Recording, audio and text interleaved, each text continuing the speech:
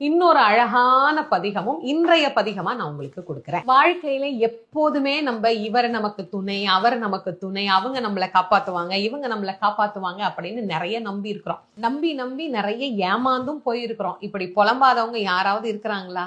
நிறைய பேர் இப்படிதான் புலம்புறாங்க.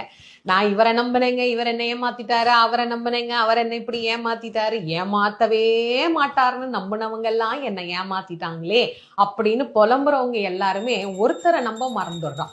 யாரு? நம் சொந்த கடவுளாகிய கந்த கடவுள். அவர் தான் என்னைக்கு துணை அப்படிங்கறது ஏன் நாம மறக்கிறோம்? மற்றவர்கள் துணை அப்படின்னு நம்ம நம்புறதுக்கு முன்னாடி அவன்தான் நமக்கு துணை அப்படின்னு உறுதியா நம்பணும் இல்ல. அந்த நம்பிக்கையை நமக்கு தரும் வண்ணமாக ஒரு அழகான பாட்டு, அற்புதமான பாட்டு. விழிக்கு துணை திருமென்மலர் பாதங்கள், மெய்மை குன்றா மொழிக்கு துணை முருகா என்னும் நாமங்கள், முன்பு செய்த பழிக்கு துணை அவன் பன்னிரு தோளும்